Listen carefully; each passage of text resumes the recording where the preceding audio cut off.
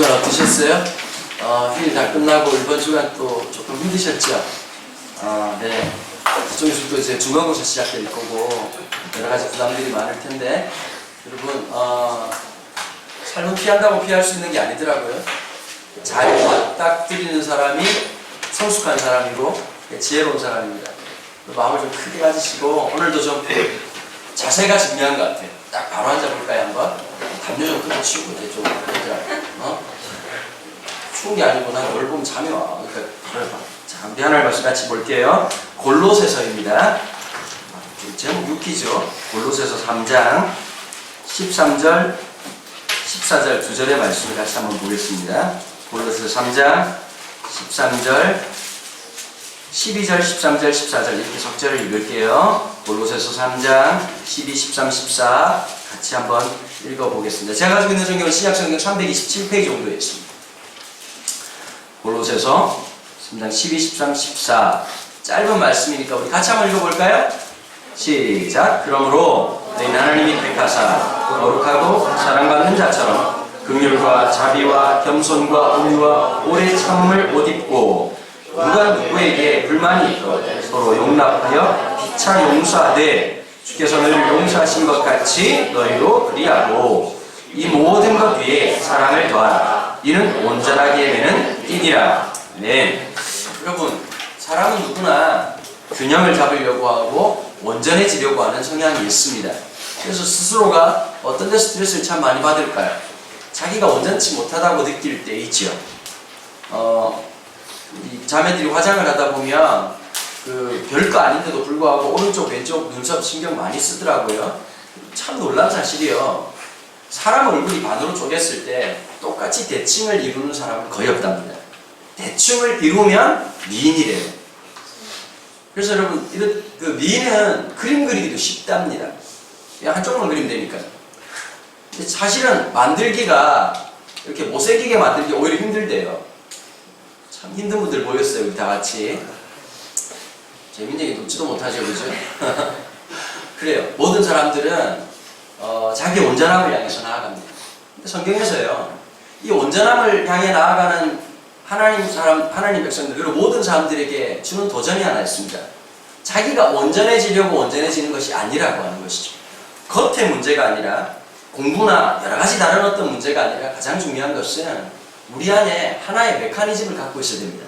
그게 어떤 것이냐면 용서라고 하는 단어입니다. 이 용서가 없는 사람들은요, 끊임없이 노폐물을 쌓아놓는 게 똑같습니다. 정서적으로. 그리고 제일 무서운 일이 어떤 일일까요? 분노를 달고 사는 사람들입니다. 여러분 이것도 습관이거든요. 참 신기하더라고요. 화를 잘 내는 사람들은 정말 화낼 준비가 날마다 돼 있는 거예요. 해가 떠도 화가 나고 구름이 껴도 화가 나고 아침이라서 화가 나고 점심은 피곤해서 화가 나고 저녁은 저녁이라서 화가 나고. 여러분 좀 어떠세요? 요즘 짜증 지수가 좀 높으신 편이세요? 그걸 자기가 체크해 봐야 돼요. 내 내면이 좀 어떻는지, 내 생각이 좀 어떻는지. 저는 솔직히 지금 정직하게 말씀드리면 짜증 지수가 좀 많이 높은 편입니다. 근데 보니까요, 제가 참 부끄럽지. 설교자가 이러면서 나처럼 살아봐라 이러면서 막 도전을 줘야 되는데 참 반대인 케이스라서 좀 부끄럽긴 합니다. 몇 가지 요인이 있더라고요. 제가 좀 스스로를 분석을 해봤어요. 7월달, 8월달 여름 동안 과부하가 굉장히 걸려있는 상태에서 제가 원래 가을을 맞이하기 전에 본인 스스로가 갖는 슬럼프 기간이 보통 이제 한 3주, 4주 정도 됩니다. 좀 쭉 이렇게 좀 푹 쉬고 뒹굴뒹굴해야 좀 이렇게 제가 일상으로 돌아오는데 뒹굴하려고 하는 순간에 이제 아내가 임신했다는 사실을 알게 되고 입덧이 시작되면서 이제 저는 이제 인생이 말리기 시작한 거죠. 요즘 여자 마음을 좀 이해할 것 같아요. 아침에 눈 뜨면 오늘 애들 뭐 먹이나 이 생각하고 집에 들어가면 이런 마음이 드는 게 집에 마치고 집에 딱 가면 좀 빨리 쉬고 싶은데 집에 가면 이제 막 집이 이제 좀 상태가 그렇잖아요. 애들이니까 얼마나 그렇겠어요, 그죠? 막 집이 막 임진왜란이고 막 병자호란이고 그러니까 이제 쉽지가 않은 거예요. 돌아와서 정리하다 보면 막 짜증이 나기도 하고 내 몸이 이제 조그마한 일에 자꾸 짜증을 내는 내 모습을 자꾸 보게 되더라고요. 어차피 하는 거 좀 기쁘게 하면 될 텐데. 여러분 용서는요 내 힘으로 불가능합니다. 참 신기한 게 있어요. 용서는 나에게 있는 에너지가 아닙니다. 지구나 달이 빛을 내지 않지요. 태양의 빛을 받아서 달빛이 환해 보이는 것처럼 우리는 그분을 바라봄으로써 우리 용서가 시작되는 것입니다. 내가 어떠한 사랑을 받았는지를 인식하고 깨달으면서 우린 용서라는 작용을 하게 되지요. 여러분, 저 보세요. 얘들아, 시장님 봐봐.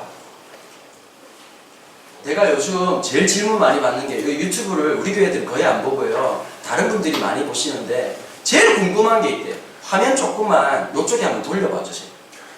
도대체 어떤 사람이 모여있는지 제일 궁금하다고 연락이 엄청 와요. 한번 보여주세요. 말 더럽게 하는 애들 좀 보여주세요. 자, 전국에 계신 시청자 여러분 보세요. 얘들이에요. 네. 예. 저쪽에, 저기 더럽게 말 안 듣는 저렇게 한번 보여주세요. 네. 네. 벌레 보고, 설교 안 듣고 벌레 쳐다보고 있는 쟤들. 잠시만. 좋은 목사요. 아유, 개미 안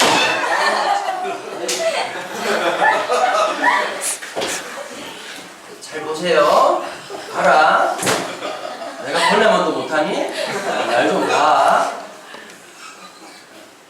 얘기했다. 짜증지수가 많이 높다고. 건드리지 마라. 참 신기하더라고요. 주님을 바라볼 수 있다는 것이 행복해요. 내가 누군지를 인식하고 내가 얼마나 용서받은 사람이라는 걸 아는 것이 먼저 중요합니다. 제일 큰 것은 어떤 걸까요? 여러분 스스로한테 만족하세요? 우리가 기도하고 믿음의 생활을 살고 캠퍼스에서 훈련받고 학교에서도 좀 믿음으로 한번 살아보려고 발부둥 치는 모습이 있을는지 없을는지 모르겠지만 여러분 스스로 여러분들 판단할 때 여러분 괜찮은 인간이세요? 저는 그렇지 못한 것 같습니다. 여러분 설교자로서 제일 부담스러운 게 어떤 건지 아세요? 난 이 기도를 안 했으면 좋겠다는 생각이 있는데 불구하고 설교를 하는 순간부터 설교를 시작했던 순간부터 지금까지 끊임없는 기도가 하나 있습니다.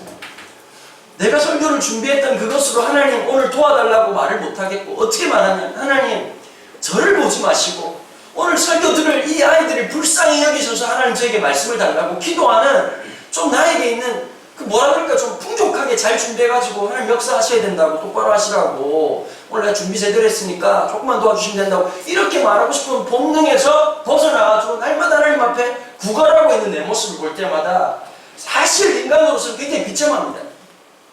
하나님 앞에 구걸할 수밖에 없는 존재. 여러분 하나 물어볼게요. 예수 믿으면 변해요? 답변해보세요. 예수 믿으면 변할까요? 예수 인격적으로 만나고 성령을 경험하고 변해요? 미안합니다. 제가 이런 말씀 드려서요. 인간은 안 변합니다. 당신이 종교가 변하고 여러분들이 큐티를 아무리 열심히 하고 여러분들이 아무리 훈련받는다 할지라도 인간은 변하지 않습니다. 그럼 이렇게 말하면 막 수많은 사람들이 그럼 목사님 왜 예수 믿어야 되고 성경을 보고 묵상하라 그러고 훈련하면 된다면서요. 아니요. 우리가 변하는 것이 아니라 우리의 모습은 그대로인데 하나님의 은혜가 우리를 덮어주시는 거예요. 본질은 변하지 않습니다. 내 안에 있는 야망과 욕망이 사이즈가 커지고 작아질 뿐이지 변하지 않습니다. 어떨 때 하나님께서 강력하게 역사하셔서 우리의 제약된 모습들이 잠시 멈춰있는 것으로 보일 뿐이지 없어진 것이 아닙니다. 그것이 육체에 있는 한계의 모습입니다. 그게 내 모습입니다. 우리 사도 바울 형님이 로마서에서 보면 정말 부담스러운 분이잖아요. 사도 바울 같은 분들은 철두철미하고 나를 본받는 자 되라. 내가 그리스도의 종이 되었다. 나는 얻은 줄로 여기지 않는다. 나는 지금 잡은 줄로 여기지 않는다. 나는 쫓아간다. 환난이나 적신이나 위험이나 칼이라도 어떠한 것도 나에게 하나님을 향한 하나님께서 나를 향한 그 사랑을 끊을 수가 없다. 내가 고난을 당한다. 어려움을 당한다. 그러나 내가 오히려 하나님을 기뻐한다. 여러분 이 정도 되시겠어요? 바울을 볼 때마다 저는 어릴 때요 이런 마음이 들었어요. 도대체 나는 뭔가? 아니 바울 같은 사람이 어떻게 존재할 수 있을까? 늘 볼 때마다 열등감. 제가 제일 만만한 게 이 성경을 보면 요나 같은 사람이 더럽게 말 안 쳐듣잖아요. 안 듣고 막 그래가지고 막 죽이자! 그러고 막 아니 니네로 안 가고 도망가다가 이제 잡혀가지고 니네로 택배로 3일 만에 배달됐잖아요. 물고기. 그러면 좀 말 좀 잘 들으면 좋을 텐데 니네의 말씀을 선포하는데도 더럽게 기분 나쁘게 선포했던 게 요나예요. 참 신기해. 그거 보면 난 참 많이 깨달아요. 요나가 설교를 잘하고 요나가 니누의 사람들을 사랑하고 열정적으로 했기 때문에 니누의 사람들이 회개한 게 아니에요. 반대입니다. 요나는 니누에 있는 것조차는 싫어했어. 그 사람들에게 말씀 전하는 게 싫었던 거야. 근데 흥이 난 거지. 왜 그 메시지가 딱 이거였거든. 너네들 자빠질 거다. 너네들 망할 거다. 그러니까 그냥 얘들아 봐봐. 내가 미워하는 애한테 욕하는 건 탄력받지, 그치? 그리고 다른 애들 만나가지고 똑같이 걔랑 똑같은 느낌을 받을 때 기쁨이 2배예요. 막 엄청 행복하잖아. 막 같이 막 힘내서 또 욕하고, 막 왼쪽으로 욕하고, 오른쪽으로 욕하고, 민명으로 욕하고, 정육면처럼 완전 그냥 그 서라운드 시스템으로 완전 욕하잖아. 그치? 자, 그런데 봐봐. 내가 싫어하는 니누의 사람들에게 선포해야 되는 말씀이 너네들 멸망할 거다. 40일 뒤에 완전히 망할 거다. 완전히 개작살할 거다. 다 죽을 거다. 다 뒤질 거다. 그러니까 얼마나 에너지를 받았겠냐고. 그치? 너 자빠질 거라고. 새끼들 눈깔이 빠지고 죽을 거라고 막 이러면서 했는데 봐보세요. 설교자의 자세우선 꽝이죠. 근데 어떤 역사들을 하냐니까 사람들이 그 말도 안 되는 메시지를 듣고 베옷을 입고 가슴을 찢으면서 회개하는 거야. 누가 제일 놀랬을까? 요나가 제일 놀랬지. 이상한 쟤들 왜 저러지? 이런 마음이 갑자기 들어. 막 물고 있으니까. 근데 하나님이 불러요, 요나를. 요나한테 이렇게 말하는 거야. 요나야 딱 부르니까 요나가 딱 알았어. 눈치가 되게 빠른 거야. 하나님 무슨 말을 딱 하는 거야. 그래 막 싫어하는 거야. 왜? 그러니까 막 하나님이 있잖아. 쟤들 용서하면 어떨까? 하나님 그럴 줄 알았단 말이야. 하나님 성격이 그따니까 이대로 안 되는 거라고. 생각해보라고. 어? 말을 뱉었으면 해야지. 밑장 빼고 이런 식으로 하면 안 된다고. 엄청 성질을 내. 그러고는 하나님을 쌩까서 또 한 번 도망가. 요나는 2번 도망가요. 첫 번째 니느웨를 가지 말라니까 다시 들어가는 배를 탔고, 2번째는 뭐냐면 하나님 보기 싫어가지고 박릉굴 안에 들어가가지고 개기 하나님을 2번 피해. 누워가지고 혼자 막 욕을 계속 하는 거야. 분노 계기가 잘했지, 그치? 자기만 오르니까. 하나님보다 옳은 사람 요나. 왜냐? 왜 분노가 날까요? 상대방이 틀렸다고 생각하니까. 맞아요, 안 맞아? 니누의 사람들한테 가기 싫었던 게 뭐냐면 저것들이 인간이 아니고 내가 그 아이들하고 상종하는 것 자체가 잘못됐다고 생각하는 거예요. 하나님이 주시는 게 다 틀렸다고 생각하니까 화가 나는 거예요. 그죠? 그래, 하나님이 어떻게 했어요? 그 박릉굴에 누워서 막 붕청붕청거리고 막 열받아 있는데 벌레를 보내. 하나님 일이 바빠요. 택배를 그렇게 보내셔. 그 벌레 보내가지고 넝굴 갖다 다 없애버리니까 그 다음에 어떻게 하는 거야? 야, 이게 얘가 또라 같은 짓을 많이 해오나? 죽여! 그러면 뭐 하나님 뭐 소리를 죽여! 막 이러면서 막 그렇게 하니까 뭐라고 말씀하십니까? 요나서는 결론이 애매하게 끝나요. 뭐라고요? 네가 하루 있다가 없어지는 이 박릉굴 나왔겠는데 여기에 좌우를 분별치 못한 자가 몇만 명이지 않니? 내가 이들을 아끼는 것이 잘못됐니? 라는 질문으로 요나서 끝이야. 요나를 보면 참 만만하죠. 가끔씩은 내가 요나보다 나을 수도 있겠다라는 생각이 들 만큼 만만한 친구예요. 반면 바울을 볼 때마다 열등감에 빠질 수밖에 없어. 열정적이고 완벽주의고. 저는 정반대의 캐릭터잖아요. 그런데 그럼에도 불구하고 로마서에서 사도 바울의 자기 고백적인 것이 하나.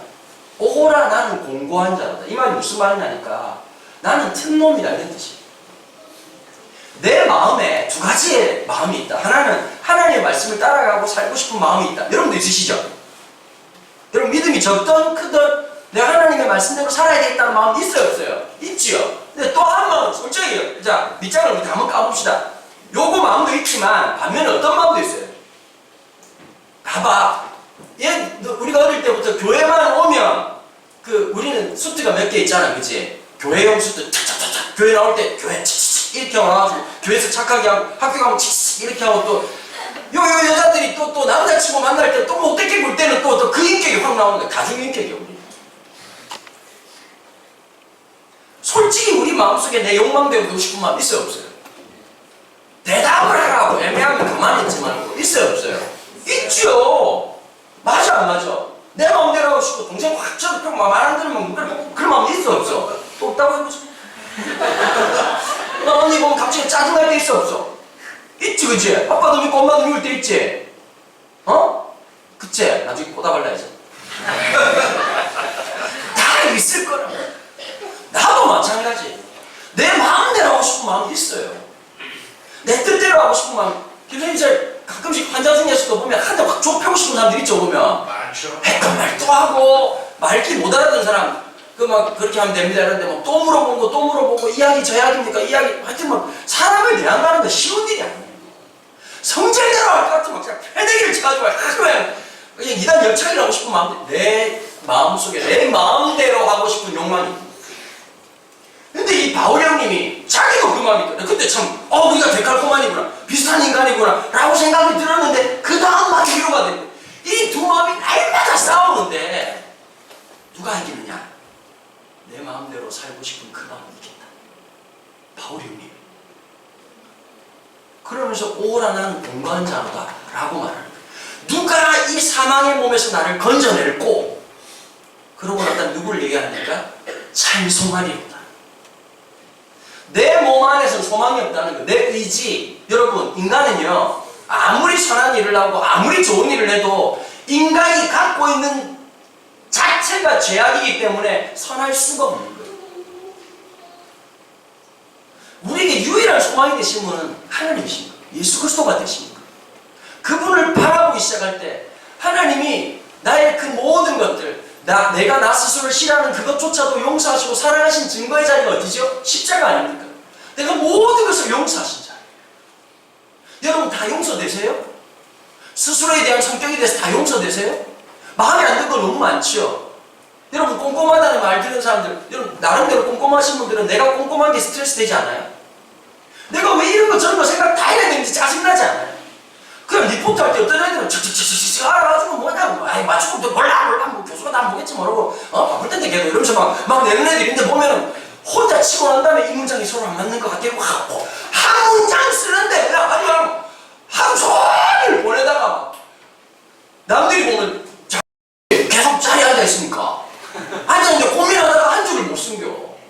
다른 놈은 계속 잡아져 있다가 10분 만에 다 썼네. 그러면 그런 성격, 스스로의 성격이 짜증이 나요 안 나요? 더 열받을 때가 언제? 나는 고민해서 썼는데 대충 쓴 놈이 점수 더 받을 때. 열받아도 안 받아. 받는 거지. 자기 성격이 많아요. 여러분, 자기에 대한 분노가 많은 사람은요 상대방에 대한 분노가 2배, 3배로 커집니다. 가장 중요한 게 뭔지 아세요? 나를 용서해야 돼요. 있는 모습 그대로를 받아들여요. 얘들아 날 봐라. 인간은 안 바뀐다. 이 모습 그대로 평생 살아야 돼요. 자기를 사랑해야 돼요. 자기를 용납해요. 더 놀라운 사실이 뭔지 아세요? 그런 허점 많은 나를, 그것을 하나님 쓰신다는 거예요. 하나 느끼세요. 여러분들이 부족함이 느껴지고 짜증이 날 때마다 언제 우리는 온전해지는지 아세요? 우리 인생이 주님의 손에 붙들릴 때 내가 살아보지 못했던 온전한 균형을 살아가는 거예요. 참 신기하죠? 내 부족함을 그분의 손에 맡겨드릴 때, 내 연약함을 그분의 손에 맡겨드릴 때 기적은 시작돼요. 물고기 2마리, 보리떡 5개 아무것도 아니죠. 휴대폰 좀 내려놓고 목사님 봐. 내려놔야지. 아무것도 아닌 것 같지만 그 인생 속에 주님 앞에 내 삶을 올려드리기 시작해요. 부끄럽죠. 매주마다 저는 그 경험을 설교 준비를 하면서 너무너무 부끄러울 때가 많아요. 내가 목사라는 삶을 하나님 앞에 올려드릴 때마다 너무너무 부끄러울 때가 많아요. 부끄럽지만 그분의 손에 맡겨드릴 때 오병이어의 기적이 일어났던 것처럼 내 삶에 그러하다. 먼저 여러분, 주님이 나를 사랑하신 것처럼 자기를 먼저 용서하십시오. 여러분 좀 이 과정을 꼭 거치세요. 저는 너무 늦었어요. 27살 때 이거 했어요.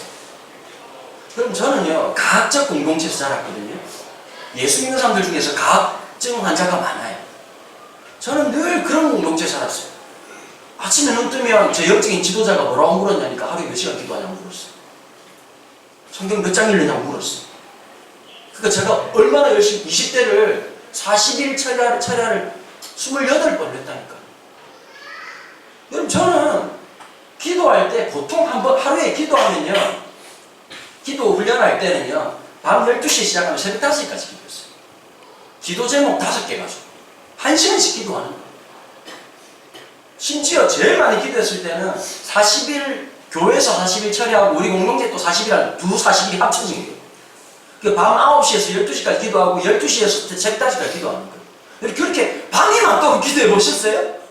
그걸 20대를 그렇게 보냈어요. 제가 목이 하나는 안 쉬게 되는데 그때 득음을 해줘요. 보통 기도하면 하나님 아버지 감사합니다. 이렇게 하면 절대 2시간, 3시간 기도 못합니다. 거의 미친 듯이 락커처럼 해야 돼요. 우와!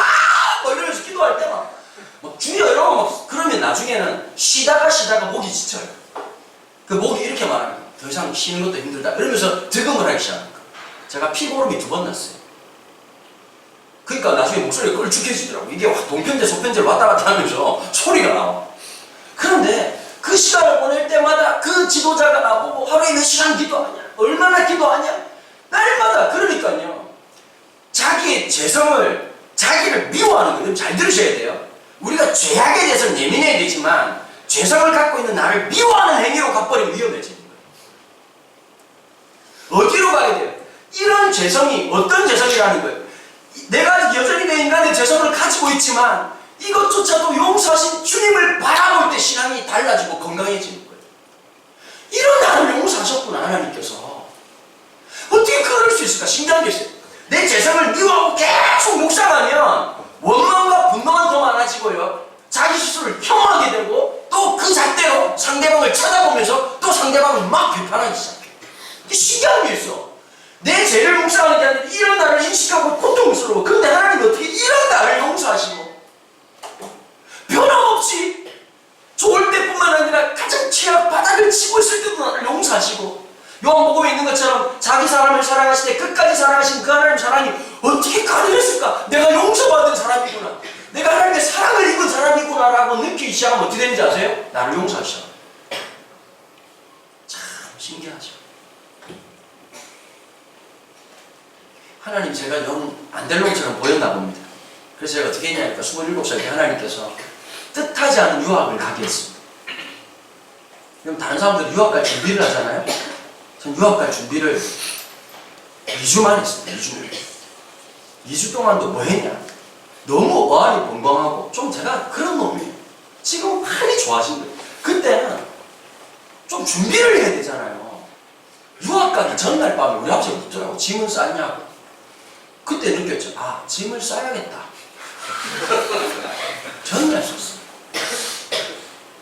전날 짐을 싸고 그냥 간 거예요. 제가 얼마나 개념이 없는 놈이면 그러면 누가 나올 것이며 내가 가야 될 곳이 어딘지 비상연락처 이런 거 다 가져야 되죠. 아무것도 없이 갔어요. 오신다는 그분만 종말론적 신앙을 가지고서 오시겠지라는 신앙으로 LA 공항에 내렸어요. 근데 그분이 시간 계산을 잘못해가지고 3시간 반 뒤에 왔어요. 난 혈경으로 죽는 줄 알았어요. 야, 이게 국제미아구나. 이러다가 훅 가는 거고. 그렇게 하고 유학생활 시작했어요. 유학생을 하니까 내가 하나님께서 그런 사람들과의 관계를 완전히 정리하고 미국으로 딱 들어갔어요. 아무도 없어요. 제 주변에 내가 아는 사람 별로 없었어요. 그리고 갔는데 처음 갔던 그 12주 동안은 숙소가 너무 좋은 곳이었어요. 내 인생에 한 번도 그래 본 적이 없어요. 자연환경이 너무 좋은 거예요. 전부 다가 잔디밭이. 아스팔트가 거의 없는 거. 정말 아침에 딱 일어나면 이렇게 자연성 없는 제가요. 와, 아름답다. 새들이 막 아침을 깨우고 그 신선한 공기가 올 뿐만 아니라 학교 수업을 가면 그 미국 클래스에는 보면 이 좋은 향기가 나거든요. 이렇게 이상한 페브리치 이런 향기가 아니라 그 은근하면서 그 미국의 그 달큰한 어떤 그 향이 있어요. 그 어디서 나오냐면은 그 코스코 가면 나는 냄새 있잖아요. 보면은 그 냄새가 좀 많이 비슷해요. 다 가면은 한국에 가면 일단 학교 가는 애들 표정이 더럽잖아. 썩었잖아 아침에. 이러고 선생님들도 일단 기분 나빠. 똑바로 하자고 이러고 시작하잖아. 가면은 가는 길에 길도 너무 아름다운 데다가 다 하이 이러고 뭐 그냥 굿모닝 이러고 오늘 아침 너무 아름답지 않니? 행복하지 않니? 커피 좀 먹을래? 뭐 이러고 막 애들이 막 그러고 막 오늘 하늘을 봤냐고 너무 아름답지 않냐고 뭐 이러면서 당황스러운 거야. 근데 난 또 그런 게 맞는 사람이거든. 원래 밝은 데다가.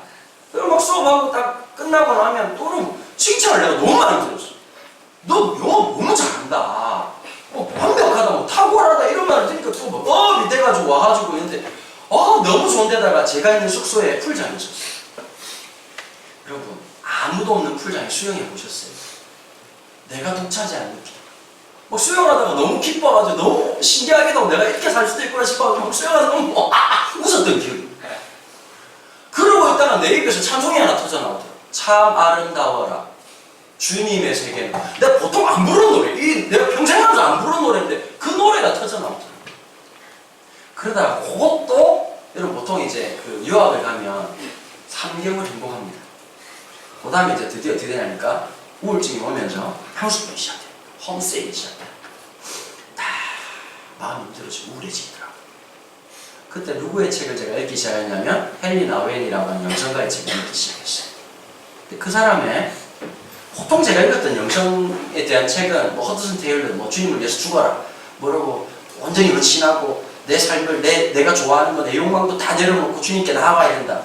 근데 그런 책만 읽다가 헨리 나우엔 책의 첫 줄이 제 마음을 빵 때렸어요. 내 마음의 작은 소리를 들으십시오. 뭘 들어? 뭔 소리? 그리고 그 책을 한 장 한 장 넘기는데요. 처음으로 제가 27살 때 내가 나를 만난 거, 내 내면을 만난 거. 그리고 처음으로 제가 제 성격, 제 인격, 제 삶, 제 마음을 보듬어 주기 시작했어요. 여러분, 저는 심리적인 자해를 날마다 했었거든요. 보이지 않는 자해를 날마다 했었어요. 그러니까 상대방을 대할 때 어떻게 했겠습니까? 똑같은 짓을 하는 거죠. 나를 용서하기 시작하면서요, 변화가 하나 있었습니다. 다른 사람이 다르게 보이더라고요. 그 사람의 한계가 보이고 그 사람의 아픔이 보이기 시작하더라고요. 그게 놀라운 은혜였어요. 오늘 주시는 말씀을 한번 보십시오. 13절입니다. 누가 누구에게 불만이 있고 그 누구라고 하는 첫 번째는 자기를 말할 수 있고 두 번째는 또 다른 타인일 수 있고 가족일 수 있겠죠. 누가 누구에게 불만이 있거든 서로 용납하여 피차 용서하되 주께서 너희를 용서하신 것 같이 너희도 그래야 하고. 주님이 우리를 그렇게 용서하신 것처럼 예수님께서 우리를 용납하시고 이해하시고 품어주시고 그런 모든 것을 안아주신 것처럼 네가 이것 하면 안 되고 저것 하면 안 되고 그러면 내가 너를 인정해 주겠다가 아니라 우리의 있는 모습 그대로 내 인생의 한계 그대로 내 약점 그대로 내 부족함 그대로 내 야망 그대로 내 모든 지하투성인 그것 모든 것을 주님께서 품으시고 완성하신 것이 그리스도의 십자가란다면 예수님께서 그렇게 우리를 용서하신 것처럼 우리는 주님을 본받아서 용서하는 삶을 살아야 된다는 것입니다. 여러분 가장 먼저 뭐가 중요하다고요? 주님이 나를 어떻게 용서하셨는지를 보셔야 된다는 거예요. 사랑해 주신 것을 알아가는 것이죠. 얼마나 오래 기다리고 참았는지를 보는 것이죠. 제가 요즘 이제 그 교회들 교사 세미나나 이런 걸 많이 하러 가요. 가면 청소년 사회 가시는 분들이 똑같은 질문이 참 진부하고 재미없고 똑같은 질문만 하더라고요. 애들이 말을 안 들어요. 그럼 제가 이렇게 해줘요. 원래 애들은 말을 안 듣습니다. 애들이 뭐 의지가 없어요. 요즘 애들 다 그렇지요. 답변이 뻔하고 맞아요. 애들이 그럴 수밖에 없잖아요. 나 가만히 생각해봐. 아니 어릴 때부터 좀 많이 놀고 이래 애들이 막 질문도 진짜 저기 초등학교 1학년 2학년 시끄러워요. 건강해서 그래요. 조금만 이제 학교에서 농약 치고 그러면 애들이 이렇게 되잖아요. 딱 이 상태가 농약 많이 쳐가지고 학교에서 계속 시험 치고 갈구고 공부했니 똑바로 했니 뭐 학원에서 또 막 들들들 뽑히고 그러면 애들이 딱 요 상태가 되거든요. 수비 완전히 죽어버렸어요. 힘이 쭉 빠져가지고 이 상태가 됩니다. 엄마는 뭐래 이런 얘기를 해줘요. 생각을 해봐라. 엄마가 밥을 하는데 밥할 때마다 남편들이 그리고 자식들이 전부 다 음식을 평가한다고 생각하십시오. 국이 지금 짠데 나트륨이 너무 많이 들어간 것 같다. 이렇게 하자. 잘 먹을 수 있겠나. 요 반찬은 당신 생각이 있어 없어. 이렇게 먹어가지고 계속 콜레스테롤 채워지게 되면 애들이 얼마나 될까. 밥을 다음부터 조금 더 질기하도록 해. 일단은 먹어보시. 이러고 다음 끼니에 또 평가하면 3, 4일 지나고 난 다음에 밥하고 싶을까요? 얘들아 우리 자기도 모르게 이런 생각했지. 누가 뭘 하지 않아도 틀릴까봐 두렵고 그냥 내 의견을 막 선생님 이러잖아. 막 의견을 얘기해봐. 그런데 우리나라는 어떻게 하냐. 막 의견은 참 좋은 질문이네. 뭐 이러고 받아주는 게 아니라 그걸 애들이 질문 잘못하면 아빠를 발을 들잖아. 에이 이러고 막 애들 그러잖아. 저 뭐라고 뒤에 들리잖아. 저 이상하네 안 해. 저런 거 질문이 막 들려 안 들려. 그러니까 점점 이런 데 익숙하니까 물어도 답변 안 하고 질문도 없이 살아가는 거야. 이해가 돼야 안 돼.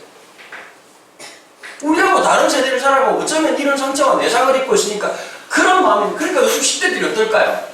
말 안 하고 속으로 까는 거예요. 댓글 막 따라가지고 그냥 그 폭력성이 언어적 폭력이 막 드러나기 시작하는 거예요. 묻지마 살인이 막 일어나는 거예요. 여러분 자기를 자해하는 사람, 심리적 자해하는 사람, 상대방을 언제든지 그렇게 할 수 있다는 것입니다. 지금 한국 사회가 그러지 않습니까? 우리 10대, 20대 사회가 그렇지 않습니까? 다 무너져 있는 삶. 왜 그럴까요? 내가 누군지를 잃어버리면 그런 삶을 살아간다는 것이죠. 내가 어떤 존재인지. 내가 완전한 사람이 아니라 용서받은 존재라는 인식. 용서받은. 그래서 여러분 사도 바울이 얘기하죠. 은혜, 죄가 더하는 곳에 은혜가 더하다. 여러분 내 재성이 확 드러나는 순간 있죠, 그죠? 근데 왜 재성이 확 드러나는 순간 갑자기 내가 싫고 내가 미울 때가 있어. 그런데 이런 나를 사랑하시는 주님을 생각하면 소망이 생기는 거죠.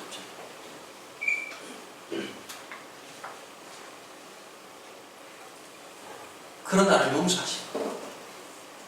여러분 상대방을 있는 모습대로 받아들이는 게 중요합니다. 안 되는 걸 되게 하는 것보다 있는 모습 그대로를 받아들이는 것입니다. 그러다 보면요 그 사람이 다하는 최선이 고마울 때가 있어요. 이번 주 참 재밌는 일이 있었고 제가 집회를 갔는데 아내가 몸 상태가 너무 안 좋은 거예요. 그 아이들한테 엄마 도와드리라고. 참 고마워요. 우리 신원이가 제가 없으면 밥하고 설거지해요. 우리 신이가 청소를 하는데 전화를 했죠. 신이야 엄마 많이 도와드려? 우리 2학년 딸이 놀라운 말을 하더라고요. 아빠 근데 아빠 내가 엄마 도와주려고 했는데 몸이 말을 안 들어 이러더라고요. 초등학교 2학년짜리가 할 수 없는 지혜를 닮아 탁월한 편올림을 시작했습니다. 몸이 말을 안 듣는다. 초등학교 2학년이 몸이 말을 안 들으면 어떻게 될까요? 그 말이 맞죠. 이해가 되죠? 나중에 막 일하다가 이러는 거야. 아 이제 동생 태어난다니까 너무 좋아하다가 우리 딸이 이러는 거예요. 근데 너무 힘들다 이제 이러는 거예요. 그게 인간이에요. 근데 고맙더라고요. 하려고 해야 할 수 있는 게. 부모로서 더 많은 걸 요구할 수 있죠. 기대할 수 있죠. 그런데 왜 나한테 저렇게 했을까? 그래 맞아 저게 아이의 최선이지 라고 보면 고마워지더라고요. 방법이 없습니다. 우리가 주님을 바라보기 시작할 때 세상은 달라보기 시작합니다. 그럼 뭘 보고 계십니까? 여러분들의 시선이 어디를 먼저 향하고 있습니까? 영성이란 나를 바라보는 것이 아니라 내 상태와 상관없이 그분을 바라보기 시작하는 성향을 영성이라고 얘기하는 것입니다. 오늘 아침 눈을 떴을 때 묵상을 왜 할까요? 주님을 바라봄으로써 나를 보고 내가 살아가는 일상을 다시 확인하는 것이 바로 묵상의 가장 중요한 요소입니다. 그럼 찬양이 나오지. 나의 상태와 나의 여건과 상관없이 신실하신 그 하나님, 변함이 없으신 하나님. 참 우리는 늘 기분이 다르죠. 아침마다 다르고 날마다 다르죠. 상황마다 다르죠. 하나님 신실하다는 게 너무 놀랍지 않습니까? 또 하나가 있습니다. 여러분 내가 아는 하나님이 전부라고 생각하지 마십시오. 내가 느끼는 하나님이 전부일 거라고 상대방에게 강요하지 마십시오. 하나님 넓고 위대하신 분이십니다. 우리가 공동체가 중요할까요? 내가 알았던 그 하나님이 전부인 줄 알았는데 그 수많은 민족과 언어와 문화와 모든 것 가운데 편만하게 역사하신 그 하나님을 우리는 종합적으로 만나게 될 것입니다. 주님이 다시 오시는 그날 우리는 깜짝 놀랄 것입니다. 하나님 그렇게 광대하시고 넓고 위대하신 분이라는 사실 그렇게 알게 될 것입니다. 여러분 진짜 그래요. 사람은 자기가 좋아하는 성향이 있죠. 음악도 그렇고 자기가 좋아하는 장르가 있죠. 그런데 여러분 내가 좋아하는 음악이 전부라고 생각하지 마십시오. 어떤 사람은 이 힙합이 너무 중요하고, 어떤 사람은 클래식이 너무 좋고, 어떤 사람은 발라드가 좋고, 어떤 사람은 일렉트로닉이 좋을 수 있고, 뭐 여러 장르가 있지 않습니까? 수많은 것들이 있는데 모든 사람들이 모든 음악을 좋아한다는 건 불가능합니다. 모든 것을 좋아한다는 건 불가능합니다. 모든 종류의 음식을 좋아한다는 건 불가능합니다. 그런데 우리 하나님 어떤 분이실까요? 그 문화와 그 조건 속에서 편만하게 역사하십니다. 놀라운 분이시죠. 제가 지난 주일날 전라도 광주에 집회를 하러 갔습니다. 몸이 너무 피곤해가지고 제가 진짜 그런 거 많이 아끼는 놈인데 KTX 택시를 타고 간 거예요. 택시가 확실히 좀 조용하고요. 잘 쉴 수 있어요. 사람이 좀 적으니까요. 잘못 탔어요. 아랍 애들이 12명 탄 거예요. 택시에 돈 많은 만수르들이 쭉 탄 거예요. 첫 번째, 냄새 때문에 잘 수가 없었어요. 여러분 향수 쩌든 냄새 아시죠? 그 아랍 애들의 그 이상한 냄새. 와, 그 다음에 승무원들이 조용히 해라. 안 돼요. 무례함의 끝을 달립니다. 제가 되게 화가 났어요. 왜 화가 났느냐? 제가 지난번 말씀드렸죠. 페이스북에서 그 IS 애들이 그 참수하는 걸 이렇게 모자이크 처리하지 않은 그대로를 봤어요. 그러고 나니까 사람이 너무너무 힘든 거예요. 그 아이들 딱 보는 순간 그 이미지가 딱 겹치는 데다 또 어떤 게 있어요. 내가 화를 낼 수 있는 정당성이 있잖아요. 싸가지 없는 새끼들. 싸가지 없는 형제들. 너는 아치를 풍기고 두 번째는 예의를 지켜야 돼. 공중 도덕을 지켜야 될 거 아니야. 나 진짜 너무너무 화가 나는 거야. 근데 말이 통해야지 무슨. 어느 놈들 그냥 기름만 쳐발라가지고 있는 새끼들 아주 그냥 자기 집 주유 사람인지 어떻게 하는지 모르겠지만 하여튼 기름 많은 새끼들 막 화가 나는 거야. 화가 나가지고 그 기차 안에서 3시간 동안 있으면서 막 혼자 열을 다 내고 막 저런 막 오만 생각이 다 들더라고요. 갑자기 마음이 들더라고요. 어떤 선교사님들은 저 사람들을 보면서 주님이 저 사람들을 위해서도 죽으셨다고 믿고 하나님 백성이라고 인식하고 목숨을 담보로 하고 선교하는 사람들이 있거든요. 나는 여전히 주님을 더 깊이 바라보지 못하는구나. 상대방을 인식할 때 내 안에 있는 느낌, 내 안에 있는 이해, 내 안에 있는 생각으로 그 사람을 바라보자. 여러분, 제가 화를 내는 것은 지극히 정당하지 않습니까? 그죠? 정당할 이유가 있죠? 안 그래요? 맞습니다. 정당하죠. 저는 화낼 수 있어요. 짜증낼 수 있어요. 그러나 십자가 아래서 나는 정당하지 않은 거예요. 불공평한 거죠. 나도 별반 다를 것 없는 그런 하나님의 백성이었으니까. 우리나라 선교사들이 들어와가지고 제일 힘들었던 게 어떤 건지 아세요? 향수병 때문에 힘들지 않았습니다. 다른 것 때문에 힘든 게 아니었습니다. 선교사들이 너무 힘들어서 첫 번째 선교사 대회를 지금 이북 지역이죠.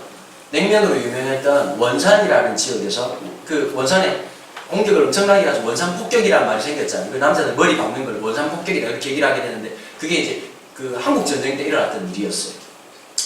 1906년도에 선교사 1차 대회가 원산에서 일어납니다.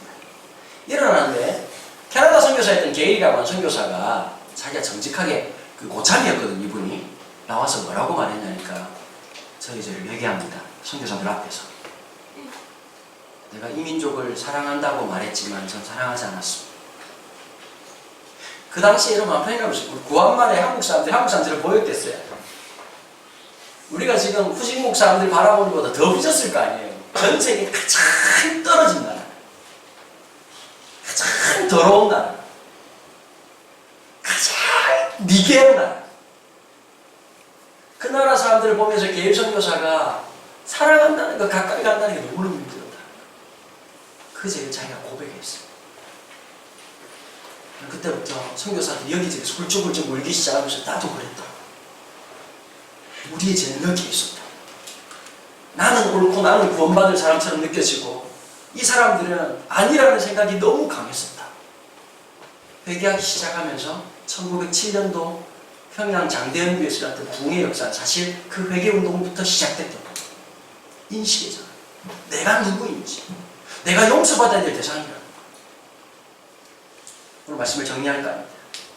제가 그저께 너무 아름다운 뉴스, 근데 참 우리나라는요, 참 언론기관에 너무너무 화가 나요. 정말 보도해야 될 뉴스는 잘 안 보도하더라고요. 어떤 뉴스였었냐면요, 그 윤일병 사건 이전에 총기 나사 사건 한 번 있었죠, 그죠? 그래가지고 병장 하나가 사람들 7명이가 죽였잖아요, 총으로. 기억나세요? 술탄 까고 이렇게 하나 죽였잖아요. 그 친구 재판이 지난 목요일에 있었습니다. 목요일에 있었는데 군 검찰 측에서는 이게 중요하거든요. 미필적 고의냐, 우연적 살인이냐. 이게 굉장히 중요하거든요. 고의성이 드러나잖아요. 사람이 예를 들면 이런 거예요. 저 사람 죽일 거야.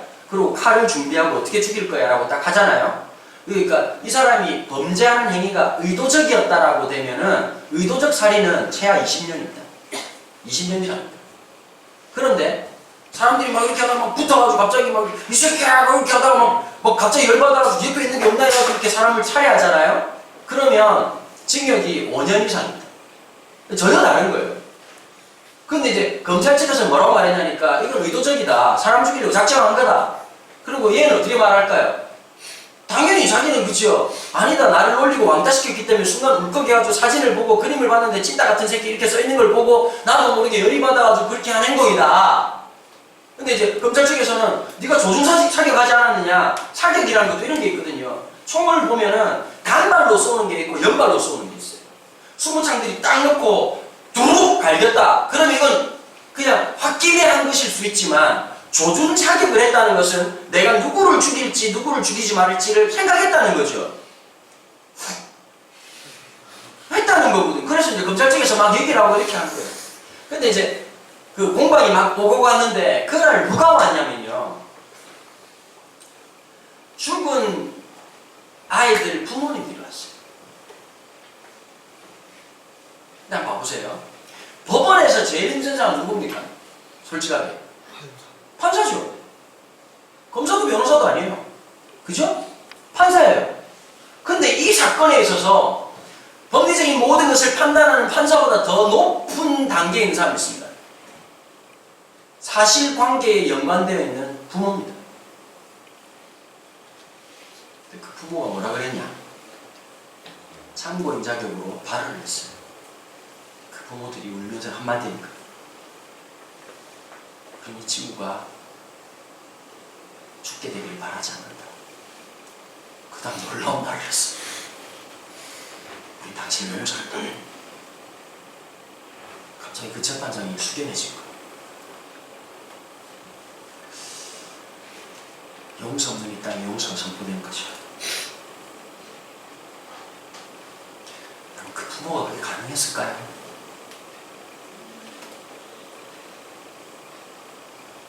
용서는 인간이 할 수 있는 행위가 아닙니다. 용서는 가장 위대한 행위입니다.